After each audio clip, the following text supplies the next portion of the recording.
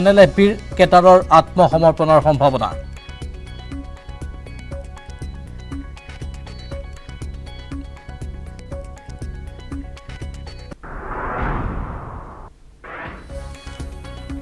অসম মেঘালয় সীমা বিবাদক লৈ গুৱাহাটীতে উত্তেজনা। বশিষ্ঠৰ বৰপথাৰত অসমৰ ভূমিত মেঘালয়ে বন বিভাগৰ কাৰ্যালয় স্থাপন কৰাক লৈ প্ৰতিবাদ। গুগল মেপে বশিষ্ঠ চাৰিআলিৰ পৰা গ্ৰীণউড ৰিজৰ্টলৈ মেঘালয়ৰ বুলি দেখুৱাক লৈ তীব্ৰ প্ৰতিক্ৰিয়া। ত্ৰিপুৰাত তীব্ৰতৰ হৈছে বিজেপি আৰু TMCৰ সংঘাত। বিজেপিৰ বিৰুদ্ধে প্ৰতিবাদৰ বাবে ত্ৰিপুৰাত উপস্থিত অভিষেক বেনাৰ্জী। সান্ধ্য আইন উলংঘা কৰি প্ৰতিবাদ কৰা 11গৰাকী TMCৰ সদস্যক গ্ৰেপ্তাৰ। নগাঁৱৰ খাটুৱালত আৰক্ষী আৰু ড্ৰাগছ মাফিয়াৰ সংঘৰ্ষ। আৰক্ষীৰ গুলীত নিহত ড্ৰাগছ মাফিয়া খাইৰুল ইছলাম। আৰক্ষী বিষয়াক তৰোৱালেৰে আক্ৰমণৰ চেষ্টা চলাওঁতে প্ৰত্যাক্ৰমণৰ বাবে গুলীচালনা আৰক্ষীৰ।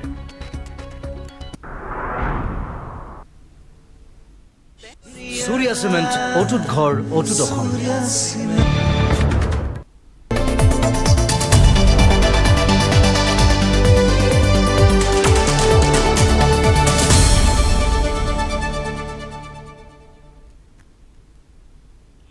নমস্কাৰ, এয়া হ'ল আফটাৰনুন এক্সপ্ৰেছ আৰু ষ্টুডিঅ'ত মই প্ৰাঞ্জল প্ৰতিম হাজৰিকা।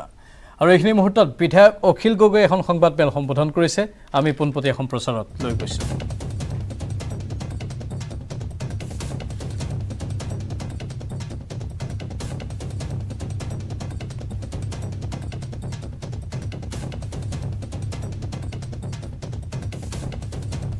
আজি বিশেষ কাৰ্যনিৰ্বাহকৰ আয়োজন কৰিছে ৰাইজৰ দলৰ তৰফৰ পৰা।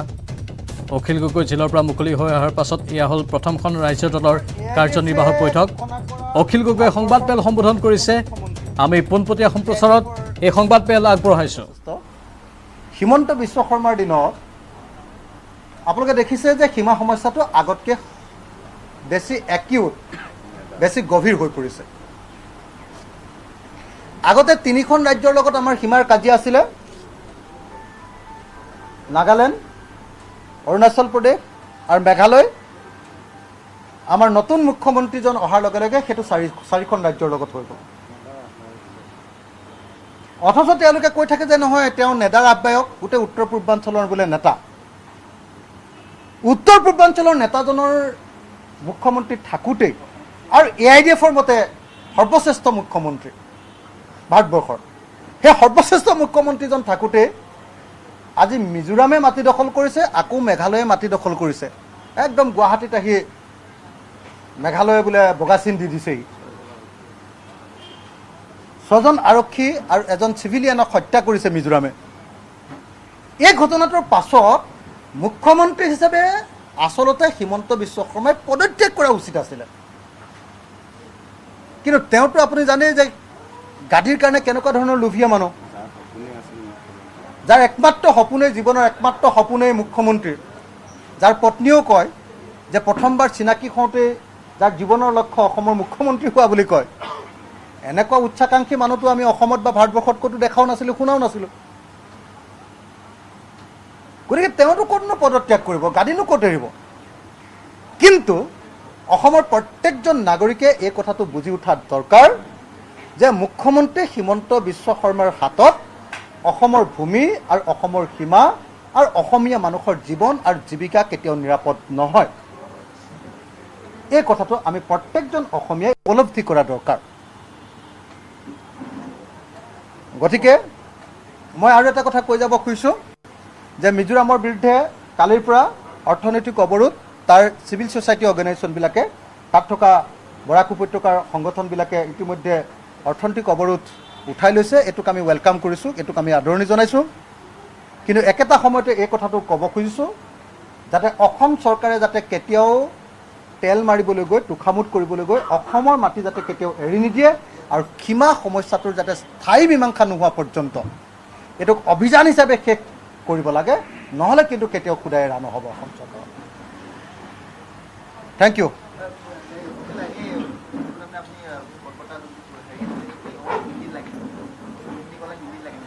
বৰ ভাল হিন্দী কম আৰু। हाँ, तृणमूल कांग्रेस का चीफ ममता बनर्जी ने हम लोग को इनवाइट किया था डिस्कस करने के लिए। उस लोग का प्रपोजल था कि राइजर दल और मैंने अखिल गोगोई ने जल्दी से जल्दी टीएमसी में ज्वाइन करो और टीएमसी का स्टेट का प्रेसिडेंट हो। लेकिन अभी तक राइजर दल ने इसका ऊपर कोई डिसीजन नहीं लिया है। आज हम लोग का पार्टी का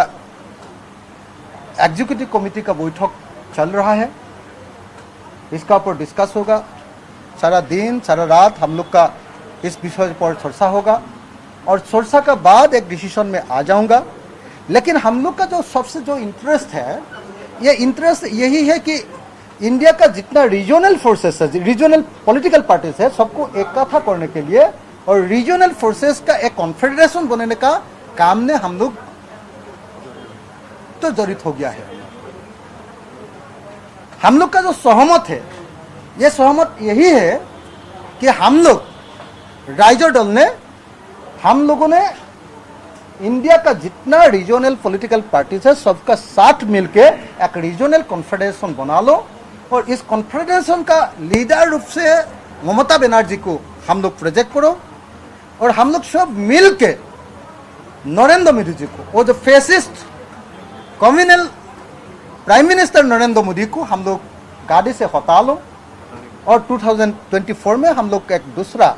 एक नया प्रधानमंत्री इंडिया के लिए हम लोग निर्वाचित इलेक्टेड करो। इसीलिए हम लोग काम कर रहे हो। और आप लोग जानते हो कि आसाम का लोग तो पहले से स्वाधीनता पूर्व से हम लोगों ने फेडरलिज्म के लिए, फेडरल स्ट्रक्चर के लिए, इंडियन कॉन्स्टिट्यूशन का फेडरल स्ट्रक्चर के लिए, इंडियन व्यवस्था का फेडरल स्ट्रक्चर के लिए आसामीज लोग, आसाम का लोग हम लोग लड़ाई कर रहा हूं। और हम लोग का अभी का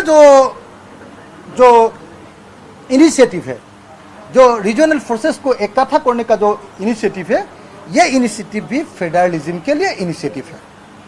इसीलिए हम लोग ममता दी को धन्यवाद करता हूं कि ममता दी ने हम लोग को 3 बार अभी तक बुलाया है। हम लोग का साथ टीएमसी का लीडर्स का बातचीत हो गया है और इस बातचीत के बाद आज हम लोग निर्णय लेने के लिए मीटिंग भी बुलाया हूँ। लेकिन हम लोग का सबसे बड़ा जो आशा है कि हम लोग आशा करता हूँ कि जल्दी से जल्दी इंडिया का रीजनल पॉलिटिकल पार्टीज का एक कॉन्फेडरेशन बने। Thank you.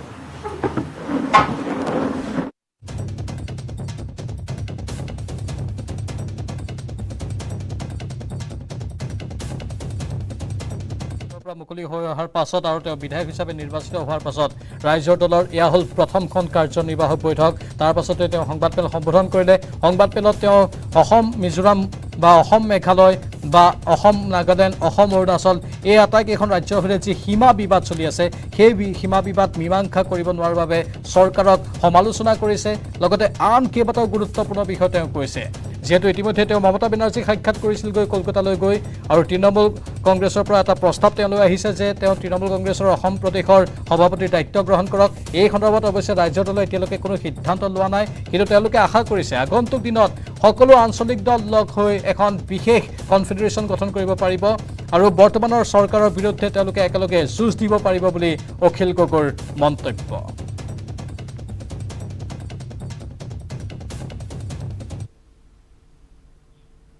আজি NLIPৰ 32গৰাকী সদস্য আত্মসমৰ্পণ কৰিলে। ঝাৰবাৰী বনাঞ্চলৰ পৰা ওলাই আহিল অস্ত্ৰ শস্ত্ৰ লৈ। এম বাথাৰ আত্মসমৰ্পণৰ পিছত 32গৰাকী NLIPৰ কেডাৰে আত্মসমৰ্পণ কৰে। 15 আগষ্টৰ পূৰ্বে মুঠ 180জন NLIPৰ কেডাৰে আত্মসমৰ্পণ কৰাৰ পূৰ্ণ সম্ভাৱনা আছে। আৰক্ষীৰ বাছত কোকৰাঝাৰলৈ অনা হৈছে NLIPৰ 32গৰাকী সদস্য।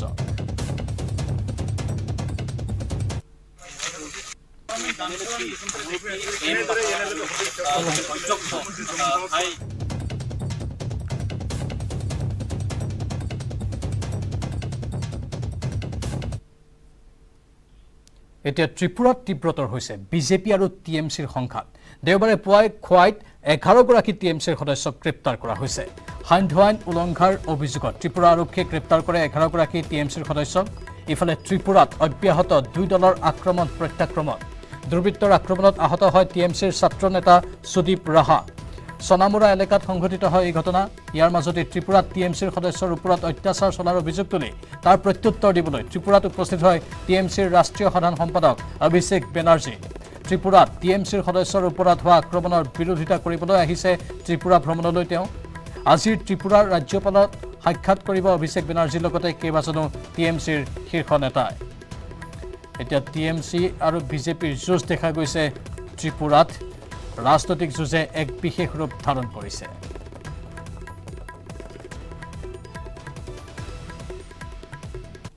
অলিম্পিকত অভিলেখ সংখ্যক পদক জয় কৰাৰ লগতে কেইবাটাও খেলত দুৰন্ত প্ৰদৰ্শন কৰে ভাৰতীয় অলিম্পিক টিমে অলিম্পিকৰ শেষ ক্ষণত সোণৰ পদক জয় কৰা ভাৰতৰ এতিয়া আনন্দৰ লহৰ টকিঅত ভাৰতীয় দলৰ পদক বিজেতাসকলৰ সৈতে একেলগে আনন্দ উল্লাস কৰিলে ভাৰতীয় অলিম্পিক টিমৰ চিফ ডিমিশ্যন বীৰেন বৈশ্যই তেওঁ পদক বিজেতাসকলক অভিনন্দন জনোৱাৰ লগতে ভাৰতৰ আটাইকেইজন খেলুৱৈকে অভিনন্দন জ্ঞাপন কৰে তাৰে কিছু দৃশ্য বৰ্তমান টিভিৰ পৰ্দাত আমি দেখুৱাইছো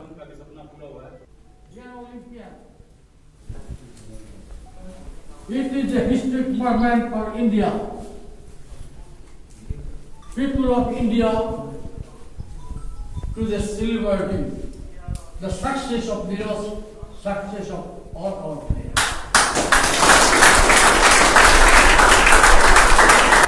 Success of our boxer, success of our wrestling player, success of our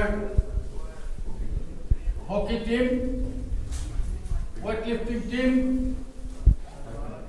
and badminton team. Neeraj, you made the history.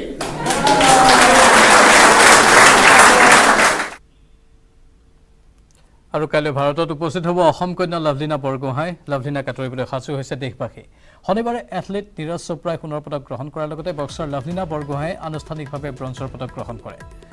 আজি অলিম্পিকৰ সামৰণি সমাৰোহত মাৰ্চ পাছত অংশ ল'ব অসম কন্যাগৰাকীয়ে 9 আগষ্টৰ পুৱা টকিঅ'ৰ পৰা নতুন দিল্লীলৈ ৰাওনা হ'ব লাভলীনা 9 আগষ্টৰ দুপৰীয়া ভাগত দিল্লীত উপস্থিত হ'ব লাভলীনা 10 আগষ্টত নতুন দিল্লীত এক সংবাদমেলত অংশ ল'ব টকিঅ' অলিম্পিকত ইতিহাস ৰচয়িতা লাভলীনা বৰগোহাঁই 11 আগষ্টত প্ৰধানমন্ত্ৰী নৰেন্দ্ৰ মোদীক সাক্ষাৎ কৰাৰো সম্ভাৱনা আছে তাৰ পিছত 11 বা 12 আগষ্টত অসমলৈ আহিব লাভলীনা বৰগোহাঁই ব্ৰঞ্জ পদক জয়ী লাভলীনাক বৰঝাৰ বিমানবন্দৰত ৰঙা দলিচা পাৰি আদৰিবলৈ সাজু হৈছে ৰাজ্য চৰকাৰ সমান্তৰালকৈ সাজু হৈছে লাভলীনাৰ জন্মভূমি বৰপথাৰৰ 12মুখীয়া গাঁও লাভলীনাক আদৰিবলৈ অধীৰ আগ্ৰহেৰে প্ৰস্তুত হৈছে সমগ্ৰ ধনশিৰি মহকুমাৰ ৰাইজ লাভলীনা বৰগোহাঁই আমাৰ ধনশিৰি মহকুমালৈ সমগ্ৰ অসমলৈ এটা ব্ৰঞ্জৰ মেডেল কঢ়িয়াই আনিবলৈ সক্ষম হৈছে লাভলীনা বৰগোহাঁইক লৈ সকলো উৎফুল্লিত হৈ পৰিছে গতিকে আমিও সৰুপথাৰ মহাবিদ্যালয় আৰু সমগ্ৰ ধনশিৰিবাসী ৰাইজ একত্ৰিত হৈ আমি এটা বিজয় উল্লাস আয়োজন কৰিম আৰু তাৰ বাবে ইতিমধ্যে আমি কিছু পৰিকল্পনা কৰিছোঁ আৰু ঠিক সেইমতে কোভিড প্ৰটকল মানি আমি এই উক্ত কাৰ্যসূচীসমূহ অনাগত সময়ত আমি ৰূপায়ণ কৰিম ইতিমধ্যে লাভলীনাই এটা ইতিহাস সৃষ্টি কৰিছে অসমত এতিয়া আমাৰ দায়িত্ব হ'ব সেই ইতিহাসক তাইক সমৃদ্ধ কৰাৰ সুযোগ দিয়া গতিকে আমি চেষ্টা কৰিব লাগিব যে তাইক আমি সেলিব্ৰিটি বনাই তাই ভৱিষ্যতটো যাতে আমি নষ্ট নকৰোঁ বৰঞ্চ আমি উৎসাহ দিব লাগিব আৰু এনেকুৱা কিছুমান পদক্ষেপ ল'ব লাগিব লাভলীনাক লৈ যিটো ইতিমধ্যে অসম চৰকাৰে কিছুমান কাম কৰিছে ইতিমধ্যে লাভলীনাৰ নামত আমাৰ স্থানীয় বিধায়কে এটা খেলৰ প্ৰজেক্ট নাহৰবাৰীত স্থাপন কৰাৰ কথা কৈছে এইবিলাকেই হৈছে আমাৰ বাবে আশাপ্ৰদ খবৰ গতিকে এনেকুৱা আশাপ্ৰদ খবৰবিলাকেই লাভলীনাৰ জৰিয়তে আমি পাম আৰু তাই ঘৰৰ ছোৱালী ঘৰলৈ ঘূৰি আহিব এইটো আমাৰ কাৰণে এটা খুব ডাঙৰ আমি বিজয় উৎসৱ বুলি নকওঁ এইটো সঁচাকৈ তাই আমাৰ কাৰণে সদায় স্বৰ্ণ কন্যা গতিকে আমি ধনশিৰিবাসী উদ্গ্ৰীৱ হৈ আছোঁ আমি লাভলীনাক ওচৰৰ পৰা লগ পাম অলিম্পিকৰ নিচিনা খেল এখনত প্ৰতিনিধিত্ব কৰিব পৰাটোৱে বহুত ডাঙৰ কথা আৰু সেই খেলখনত তেওঁ ব্ৰঞ্জৰ পদক আনি আমাৰ বাবে অসমবাসীৰ বাবে গৌৰৱান্বিত হৈছে তেওঁৰ উজ্জ্বল ভৱিষ্যত আমি আৰু কামনা কৰিলোঁ আৰু তেওঁৰ উষ্ম আদৰণিৰ বাবে আমি ধনশিৰি মহকুমা ছাত্ৰ সন্থাই অনাগত দিনত বা আহি থকা সময়ত আমি তেওঁলোকক সম্বৰ্ধনা আৰু আদৰণি জনাবলৈ প্ৰস্তুতি চলাইছোঁ এবাৰ খবৰ ৰাজীৱ ভৱনৰ এপিচিচিৰ গুৰুত্বপূৰ্ণ বৈঠকৰ 5 সমষ্টিৰ উপনিৰ্বাচন সংক্ৰান্তত এই বৈঠকৰ আয়োজন কৰা হ'ব উপনিৰ্বাচনৰ বাবে গঠন কৰা 5 কমিটিৰ প্ৰতিবেদনৰ কৰিব পৰ্যালোচনা মাজুলী মৰিয়নি গোসাইগাঁও তামুলপুৰ আৰু থাওৰা সমষ্টিক লৈ হ'ব বৈঠক অখিল গগৈৰ ৰাইজৰ দলে দিয়া প্ৰস্তাৱ সন্দৰ্ভতো হ'ব আলোচনা সন্ধিয়া 7 বজাত অনুষ্ঠিত হ'ব গুৰুত্বপূৰ্ণ বৈঠকখন এই বৈঠকত উপস্থিত থাকিব APCCৰ সভাপতি ভূপেন বৰা লগতে 3 কাৰ্যকৰী সভাপতি উপস্থিত থাকিব বৈঠকত থাকিব বিৰোধী দলপতি দেৱব্ৰত শইকীয়াও আজি ৰাজীৱ ভৱনত অসম প্ৰদেশ কংগ্ৰেছ কমিটিৰ এই গুৰুত্বপূৰ্ণ বৈঠকখন আছে 5 সমষ্টিৰ উপনিৰ্বাচন সংক্ৰান্তত হ'ব বৈঠকত আলোচনা উপনিৰ্বাচনৰ বাবে গঠন কৰা 5 কমিটিৰ প্ৰতিবেদনৰ কৰিব পৰ্যালোচনা মাজুলী মৰিয়নি গোসাইগাঁও তামুলপুৰ আৰু থাওৰা সমষ্টিক লৈ হ'ব এই বৈঠক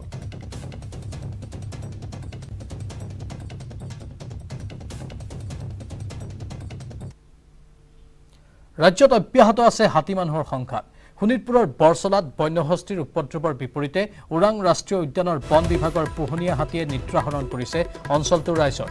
নিশা হলে বৰচলাৰ বৰভগীয়া অঞ্চলত ওৰাং ৰাষ্ট্ৰীয় উদ্যানৰ বন বিভাগৰ পোহনীয়া হাতীয়ে উপদ্ৰৱ চলায়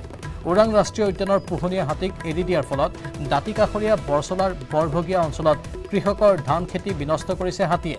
প্ৰত্যক্ষদৰ্শী লোকে জনোৱা মতে ওৰাং ৰাষ্ট্ৰীয় উদ্যানৰ বন বিভাগৰ পোহনীয়া 3টা হাতীয়ে নিশা হলেই ওলাই আহি ধান খেতি আদি ক্ষতিসাধন কৰাৰ লগতে ঘৰ দুৱাৰ ভাঙি তহিলং কৰিছে পথাৰৰ ধান হাতীয়ে গছকি এফালৰ পৰা ধাহি মুহি তছনছ কৰিছে কৃষকে কষ্টৰে কৰা ধান খেতি হাতীয়ে ব্যাপক ক্ষতিসাধন কৰাৰ ফলত চিন্তিত হৈ পৰিছে কৃষকসকল কিয়নো কোভিড পৰিস্থিতিৰ অভাৱ অনাটনৰ মাজতেই কৃষকে বহু কষ্টৰে কৰা ঋণ লৈ ধান খেতি কৰাৰ ফলত এতিয়া তেওঁলোকৰ এই ধান খেতিত হাতীয়ে এনেধৰণে উপদ্ৰৱ চলোৱাৰ লগে লগে হাহাকাৰ কৰিবলগীয়া অৱস্থা হৈছে মূৰে কপালে হাত দিছে দুৰ্ভগীয়া কৃষকসকলে বেছি নহয় 6-7টা মান বনৰীয়া হাতী আছে আৰু বাকি পোহনীয়া তেখেতসকলৰ সহযোগী হাতী প্ৰায় 6-7 তেনেকুৱা 7টা মান আছে আৰু লক্ষণীয়ভাৱে দেখা পোৱা যায় যে যিসকল স্থানীয় মানুহ আছে তেখেতসকলে জনোৱা মতে এই হাতীসমূহ আচলতে কোনো ধৰণৰ ভয়ভীত নকৰে মানুহে লাৰি চুই দিলেও কোনো ধৰণৰ ক্ষয় ক্ষতি নকৰে মানুহৰ আৰু খেদিলেও বা যাব নিবিচাৰে সেই গতিকে অনুমান কৰিছে যে এই হাতীসমূহ আচলতে পোহনীয়া বা বন বিভাগৰ তেখেতসকলে খাদ্যৰ অভাৱৰ কাৰণে বন বিভাগৰ যি হেৰি আছে ৰাস্তাৰ পৰা পাৰ কৰি দি এই গ্ৰাম্য অঞ্চলত এই হাতীসমূহ এৰি দিয়ে আৰু সেই গতিকে এই সাধাৰণ যিসকল লোক আছে দুখীয়া অতি দৰিদ্ৰ কৃষকসকল দেখা পাইছে আপোনালোকে কেনেকুৱা ধৰণৰ ক্ষয় ক্ষতি কৰিছে কিন্তু আজিকৰ প্ৰতি কোনো ধৰণৰ ক্ষয় ক্ষতি পূৰণ দিয়ে বন বিভাগে এতিয়ালৈকে দিয়া নাই নেটৱৰ্ক 18 ফেডাৰেল বেংকৰ সঞ্জীৱনীকাৰী কোভিডৰ কবলত পৰা দেশৰ সকলো জিলা ভ্ৰমি পৰিছে ভেকচিনৰ গুৰুত্বৰ বিষয়ে সজাগতা সৃষ্টিৰ প্ৰয়াসত আহক আমাক সহযোগ কৰক আমাৰ সঞ্জীৱনী গাড়ীখন আজি ক'ত আছে চাওক আজি 8 আগষ্ট 2021 নাসিক পানগাৰী বিকে ভাভি এইসমূহ অঞ্চল ভ্ৰমণ কৰি ফুৰিছে আৰু এতিয়ালৈকে 502খন গাঁও আমাৰ গাড়ীখনে কভাৰ কৰিছে লগতে 2,57,250 জন লোকক চুই কৰিছে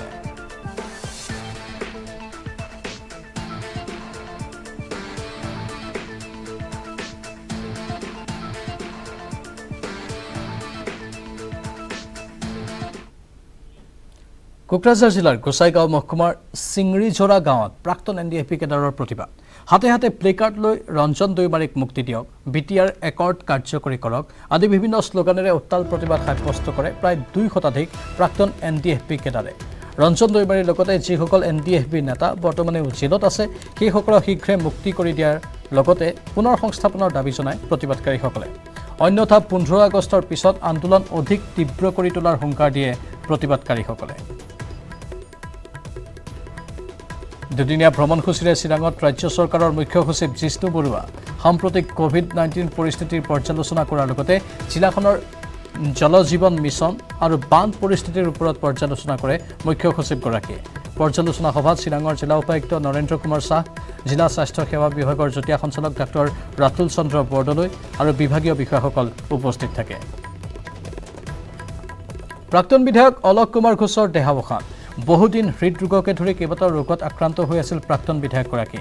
2006 চনত মৰিয়নিৰ উপনিৰ্বাচনত জয় হৈছিল প্ৰাক্তন বিধায়ক অলোক ঘোষ শিলিগুৰিৰ এখন ব্যক্তিগত নাৰ্ছিং হোমত মৃত্যু হয় প্ৰাক্তন বিধায়কগৰাকী ভাষী সংখ্যালঘু পৰিষদৰ অধ্যক্ষ আছিল অলোক কুমাৰ ঘোষ কলিয়াবৰৰ চিকনি শাকমুঠি সংযোগী পথত যাতায়াতৰ নামত জমৰ যাতনা ৰাইজৰ এজাক বৰষুণ দিলে তথৈবচ হয় পথৰ অৱস্থা পথৰ দুৰৱস্থাৰ বাবে বাইক সাইকেল ঠেলি আনিব লগা পৰিস্থিতিৰ সৃষ্টি হয় আৰোহীৰ এই পথছোৱাৰে দৈনিক কেইবা শতাধিক পথচাৰী অহা যোৱা কৰে যাৰ বাবে এতিয়া শীঘ্ৰে পথছোৱা নিৰ্মাণৰ বাবে আহ্বান জনাইছে স্থানীয় বাসিন্দাসকলে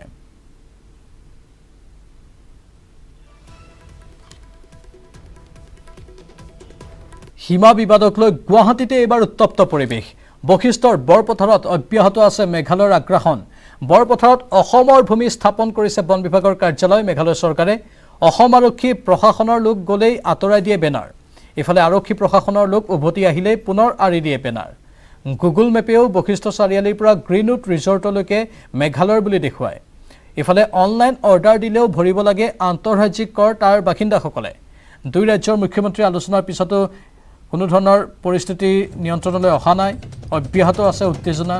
এতিয়াও মেঘালয়ে অসমৰ ভূমি কেৱল দখলেই কৰি আছে কিদৰে সীমা নিৰ্ধাৰিত হ'ব তাক লৈ এতিয়া সকলো চিন্তিত হৈ পৰিছে এফালে অসমৰ মুখ্যমন্ত্ৰী আৰু মেঘালয়ৰ মুখ্যমন্ত্ৰী আলোচনাত মিলিত হৈছে আলোচনাত সকলো নিষ্পত্তি কৰা হ'ব বুলি কোৱা হৈছে আৰু সমাধান সূত্ৰ ওলোৱা বুলি কোৱা হৈছে কিন্তু বাস্তৱ কথাটো হ'ল যে এতিয়াও এই সীমাৰ অঞ্চলসমূহত অসমৰ জনসাধাৰণৰ ওপৰত অত্যাচাৰ চলি আছে অসমৰ মাটি দখল কৰিয়ে আছে আন ৰাজ্যসমূহে মেঘালয়ে এইবাৰ অসমৰ বৃহৎ অংশ দখল কৰিছে তাত মেঘালয় চৰকাৰৰ বন বিভাগৰ কাৰ্যালয় স্থাপন কৰিছে অধিক জনাব উৎপল হালৈয়ে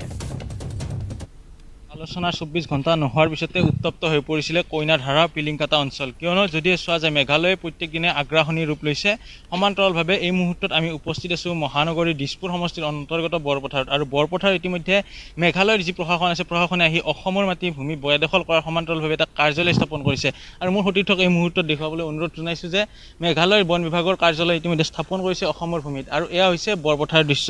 সমান্তৰালভাৱে যিহেতু যোৱাকালি আন এক ঘটনা সংঘটিত হৈছিলে কইনাধৰাত যে তেখেতসকলে জিপিএছেৰে তেখেতসকলে লোকেশ্যন ট্ৰেক কৰিছিলে আৰু ট্ৰেক কৰি তেখেতসকলৰ অঞ্চল বুলি চিহ্নিত কৰিছিলে কিয়নো পিয়াজ যোগে যি চোৱা যায় এই যি স্থানত উপস্থিত আছোঁ আমি এই স্থান হৈছে গুৱাহাটী মহানগৰীৰ বশিষ্ঠৰ বৰপথাৰ অসমত থাকে কিন্তু তাৰ বিপৰীতে জিপিএছত কিন্তু লোকেশ্যন মতে এই স্থান বৰপথাৰ স্থান মেঘালয় দেখুওৱা হয় যাৰ পৰিপ্ৰেক্ষিতত এই অঞ্চলৰ লোকে অলা হওক উবেৰ হওক বা যি ধৰণৰ আৰু অন্যান্য যি চুইগি আছে খাদ্য অৰ্ডাৰ কৰিলেও তেখেতসকলে ইণ্টাৰষ্টেটৰ জৰিমনা বা যি ইণ্টাৰষ্টেটৰ কাৰণে বহিৰাজ্যৰ বাবে যি GST বা টেক্স দিব লাগে সেই টেক্স বহু পৰিমাণে বেছি যাৰ পৰিপ্ৰেক্ষিতত এই স্থানৰ লোকসকল এতিয়া শংকিত হৈ পৰিছে আতংকিত হৈ পৰিছে কিয়নো এই অঞ্চলত তেখেতসকলে জন্মৰ পৰাই আছে বা বহু বছৰ আগৰে পৰা আছে তেখেতসকলে এই স্থান ত্যাগ কৰিব নিবিচাৰে যিহেতু এইখন অসমতে তেখেতসকলে ডাঙৰ দীঘল হৈছে তৎসত্ত্বেও তেখেতসকলৰ পৰা কিছু কথা জানিবলৈ চেষ্টা কৰিম দাদা আপোনালোকৰ কি সমস্যা হৈছে সমান্তৰালভাৱে বন বিভাগৰ কাৰ্যালয় আহি অসমৰ ভূমিত স্থাপন কৰিছে নহয় এই সীমা সমস্যাটোত এতিয়া বৰ মানে অসুবিধাত পৰিছোঁ আমি গোটেই যিটো মিজোৰামত যিটো ঘটনা হ'ল ইয়াতে যে নহ'ব তেনেকুৱা কোনো কথা নাই কাৰণ তেওঁলোকে আগ্ৰাসন লৈ আছে মেঘালয়ৰ ফালৰ পৰা আগ্ৰাসন লৈ আছে আমাৰ ইমান ডাঙৰ এটা সীমা বৰ্ডাৰ ডেভেলপমেণ্টৰ এটা ডাঙৰ বিয়াগোম কাৰ্যালয় আছে বিয়াগোম অফিচ এটা আছে কিন্তু তেওঁলোকে ইয়ালৈ আহি পেলানি কোনো এটা ডেভেলপমেণ্টৰ কাম ইয়াতে কৰা নাই ইয়াতে আমাৰ ACBৰ লাইনটো ল'বলৈ হ'লে এটা কানেকশ্যন ল'বলৈ 15,000 তলত নহয় কিন্তু মেঘালয় ইয়াতে লাইন মাত্ৰ 5,000 টকাত দিছে আৰু একেদিনাই তেওঁলোকে কানেকশ্যনটো দি দিয়ে গতিকে আমাৰ দুখীয়া মানুহখিনিয়ে সেই সুবিধাখিনি লৈ আছে গতিকে বৰ্ডাৰত সেই বস্তুটো হৈ আছে আৰু তেওঁলোকে MG এলেকাৰ আণ্ডাৰত এই ৰাস্তাটো বনাইলে অলৰেডি বনাইছে আমাৰ ইয়াতে অসমৰ পৰা যিটো ৰাস্তা দিছিলে PWD সেইটোকে হিমালৈকে বনাবলৈ তেওঁলোকে সাহস নকৰিলে আৰু তদুপৰি ইয়াতে আমি বাৰে বাৰে কৈ আছোঁ যে ইয়াতে এজন মানুহে মেঘালয়ৰ যিটো ফৰেষ্ট অফিচ ইয়াতে ভাড়া দিছে তেখেতে কোৱা হৈছে যে আপুনি ইয়াতে নিদিব কিন্তু তেওঁলোকে সেইখন কেইদিনমানৰ পিছত বৰ্ডখন নমাই দিয়ে আঁতৰাই দিয়ে আৰু ইয়াৰ লগে লগে সময় হৈছে এতিয়া বাতৰিৰ পৰা বিদায় লোৱাৰ নমস্কাৰ पावर स्वैग चल शुरू हो जा माय टर्न कर दे सब कुछ ऑन ट्रैक स्ट्रांग है my turn flexible my turn बड़ा समझदार निर्माणर मानदंड my turn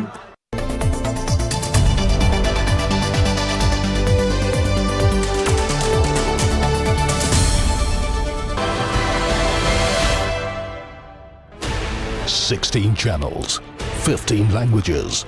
26 states, 1,200 plus reporters, 66.9 crore viewers. India's largest news network, News 18 Network.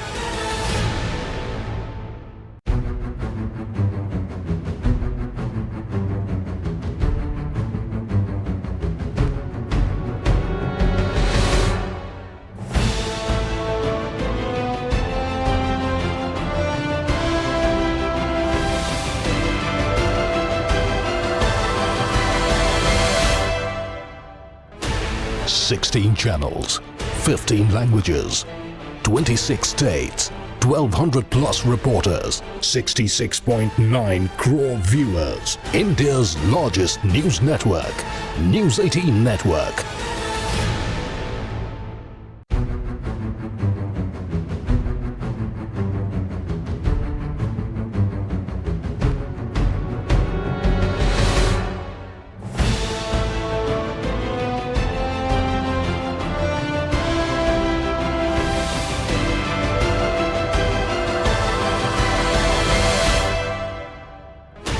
Sixteen channels, 15 languages,